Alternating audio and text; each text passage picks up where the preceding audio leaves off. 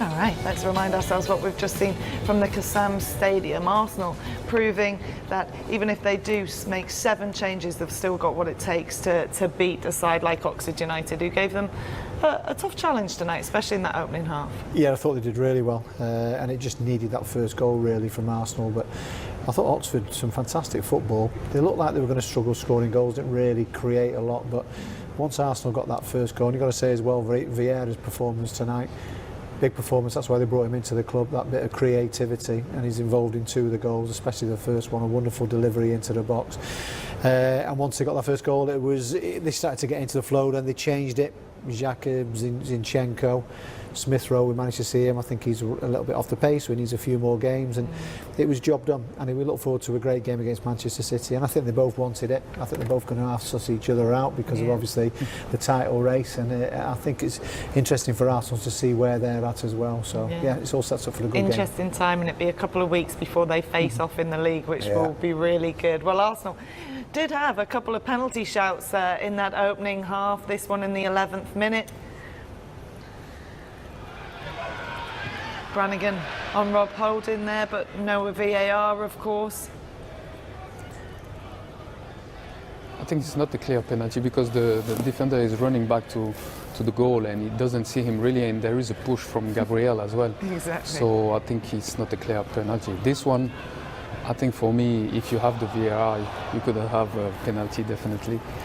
Yeah, but yeah, the referee just said, just get on, corner kick.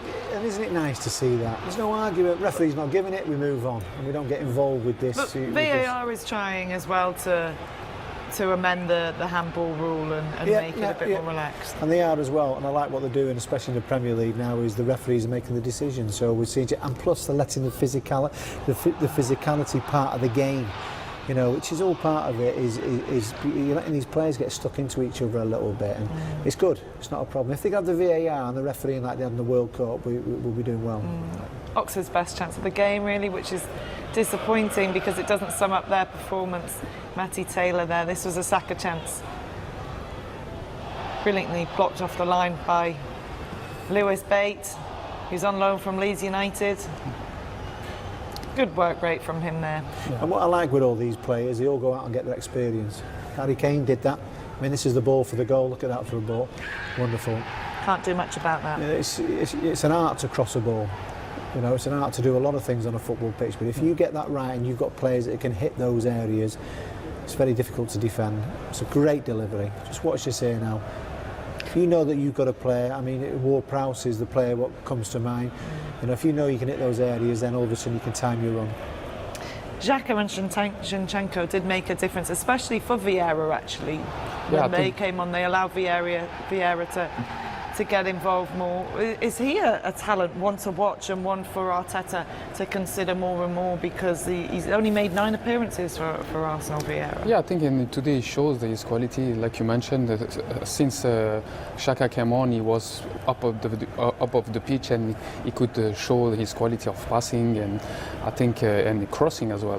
When he put the ball in the first goal, you can mention that it's half of the goal really, but this pass as well is half of the goal for Nketiah. So I think he's been good. He's been playing well this game, and he gives a big option for Arteta for the next game, and especially the next cup game.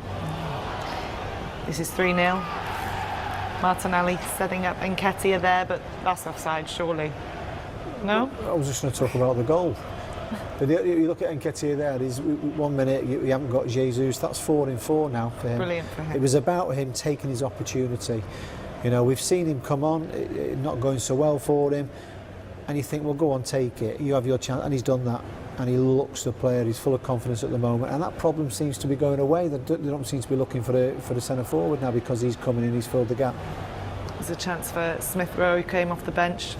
Great to see him back. He'll just need a Once few more once he touches. plays a couple Yeah. there, he'll be straight away. He'll possibly finish that. And I think he's good that he came on from a groin injury, and we saw Saka coming out, and I think he was touching a little bit his groin injury, his Yeah. groin as well. So if we see later that he got injured, it's good for him to come and Exactly. fill the They've place got a for him. replacement. Yeah. They obviously respond so well to Arteta, don't they? Because listen, they haven't scored in the opening half. They've come out, had a team talk with him, three more goals. I mean, he has got this team firmly on side. Absolutely. I think what he's done there is he has a team spirit there. They don't have any egos in there. You know, everyone fights for each other. For him to turn it around, I mean, there are the videos around which we saw last year when he had the speakers up before they played Anfield. We all had a bit of a laugh at it, but whatever he does, he's got their attention, and they are playing fantastic football at the moment. But as I said at the start, they control games. You know, sometimes they're happy being under pressure, and then all of a sudden they don't get worked up about it, and then all of a sudden they play their way into the game, and they keep the ball. They look solid in midfield. If you need to mix it up a bit, they've got players with that. They've got goals. They've got a real mixture, and obviously as well with the youth, and obviously the players who they've got on the bench as well, which can come on. So he's done a great job, Arteta, and they took a gamble with him because it was his first job. Very difficult to do that, so you've got to stick with him. Didn't start off so well at certain periods, but now all of a sudden they're starting to see a manager, and the club has a direction. They haven't forgotten about Wenger, but they've won trophy. They won a trophy, the FA Cup. And then all of a sudden now it's looking like the future's bright now, and they have a chance. It looks like the glory days are coming back, and they have a chance to win the league. They really do. We did. We kept laughing when he said Yeah. the project, Absolutely. and when's the project gonna? The process, wasn't it? Sorry, not the project. The process. But it's worked. It's there. It's happening. It's incredible. But that's great credit to the owners, you know, for seeing Arteta and saying, well, hang on a minute, he's the man for the job. Yeah. You know, sometimes it doesn't work out. It's a big gamble, but it has at the moment, and you can see all the players are on his side as well. Football's good, and Arsenal's looking good. We've had them complaining on Arsenal TV for the last 5 years. haven't we? Yeah, Now all none of a sudden, that anymore. They're all a bit quiet. They're all back now. Especially these days, for managers coming on to especially big clubs like this, they don't have much time. So to give them that time and that credit for him, it's been good for him and Arsenal.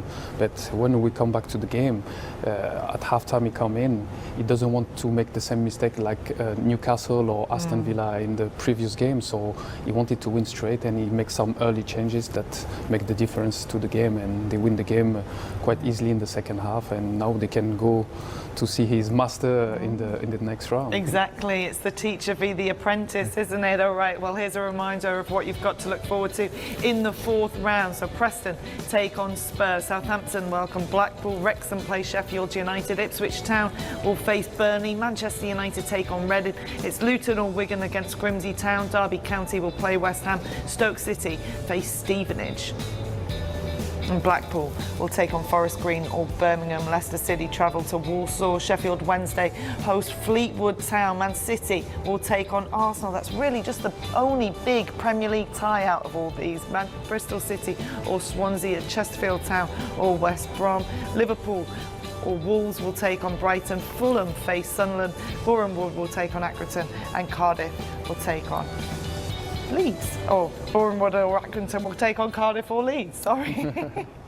Well, Arsenal will take on Manchester City, who mean business in the FA Cup. They knocked out Chelsea 4-0 was how it ended.